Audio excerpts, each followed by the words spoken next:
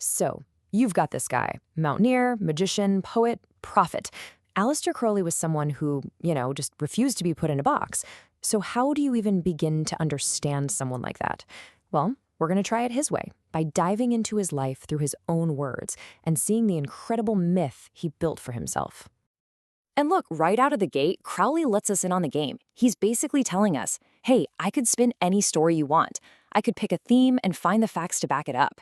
He knows he's the main character in his own life story. So he's inviting us not to look for some neat and tidy explanation, but to just witness the raw, messy events as he lays them out. All right, so first up, a life beyond structure. See, Crowley had this idea that life doesn't come with a pre-written instruction manual. He believed it just shows you its meaning through the chaos, kind of like how a mountain gets its shape just from random geological events. So that's what we're going to do. We'll let the story of his life tell itself. Okay, Section 2, Rebellion Against Heaven.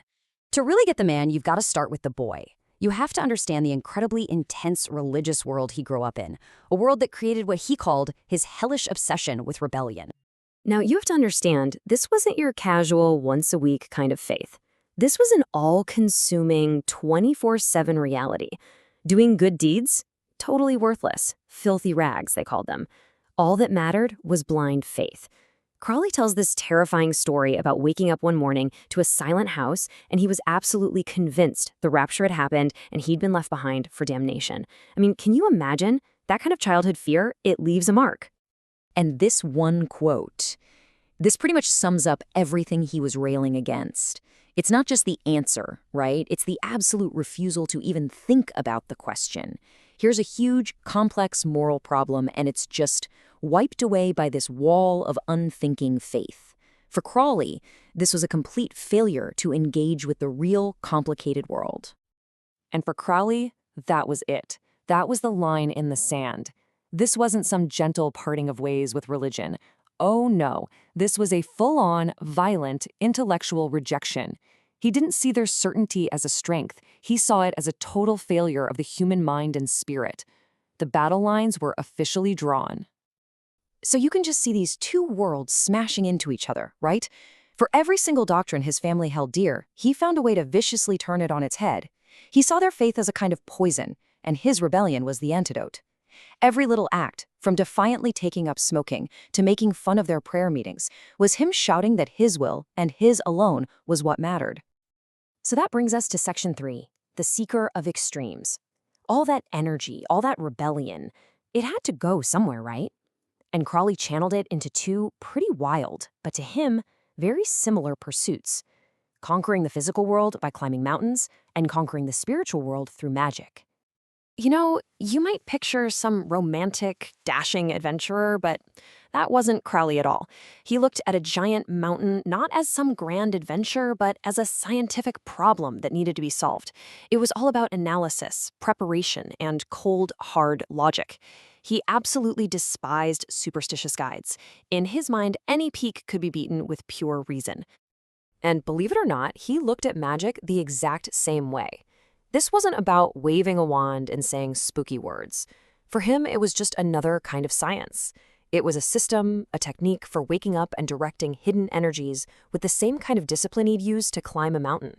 It was all about achieving total mastery of the self. So when you actually read how he describes a ritual, it's less like some spooky seance and more like, a chemistry experiment mixed with a Broadway show. You can see the clear, precise steps, all designed to produce a very specific result. And of course, you gotta love that last line, make heaven hideous with enchantments. That is pure 100% Crowley flair, but underneath it all is a very methodical process. Which leads us right into our next part, Section 4, Prophet of a New Law. All of this searching, all this mastery, it was all building up to something, a moment in Cairo where Crowley became convinced he was chosen to bring a new truth to the world. So the whole thing kicks off in Cairo. And weirdly enough, it starts with his wife, Rose, who he called Warda. She, seemingly out of nowhere, goes into this trance and tells him they are waiting for you. Now, Crowley, being Crowley, is like, yeah, right. He thinks she's messing with him and puts her through all these intense tests. But she just keeps coming up with information that she couldn't possibly know. But then comes the final test, and this one is just mind-blowing. She tells him about a specific artifact in a museum they've never been to. Picture this. She walks him through this huge museum, right past all the famous stuff, and points to this one tiny painted funeral tablet shoved in a corner, the exact one she claimed she saw in her vision. And that's it, the thing from her vision. It's called the Stele of Revealing. It's an ancient Egyptian tablet showing a priest worshiping a god. Rose says that's the god who's been talking to her. For Crowley, this is already a pretty wild coincidence, but the real bombshell was still to come. So Crowley, curious, goes and asks the museum staff to look up the catalog info for this little tablet. And what he finds is that his exhibition number is 666, the number of the beast from the Book of Revelation. The very same number he'd been using for himself as a kind of joke for years. For Crowley, okay, this was not a coincidence anymore. This was a sign. So, following what he believed were instructions from this entity, Crowley locks himself away for the next 3 days and just transcribes. He writes down everything he hears from what he called a praeter-human intelligence. And that text, the Book of the Law, would become the absolute foundation of his philosophy, Thelema, and pretty much the entire focus of the rest of his life. And that brings us to our final section, a man's own meaning. So what happens to a guy who truly believes he's a prophet for a new age? Well, in his own words, Crowley, the great beast, paints a pretty lonely and conflicted picture of himself. And there's this really bitter irony when you read how he talks about himself. He saw himself as this natural-born leader of men, but the actual people following him, he called them a mob of bourgeois and a horde of beggars. Basically, he loved the idea of mankind, but he just could not stand being around actual people. Yeah, this really gets to the heart of the paradox that was Aleister Crowley. You have this deep, passionate love for humanity, but he can't stand to have them anywhere near him. A leader of men who despises his own followers. And at the end of the day, he saw himself as a deeply lonely man who suffered a lot because of it. And that brings us right back to where we started, to that first idea of his. He presents his life to us not as some neat story with a moral, but as this chaotic mountain range of events formed by accident. He's not asking you to believe him, or even to really understand him. He's just saying, look at the shape of it all. So, what was he? A misunderstood genius? A self-deluded charlatan? A genuine prophet?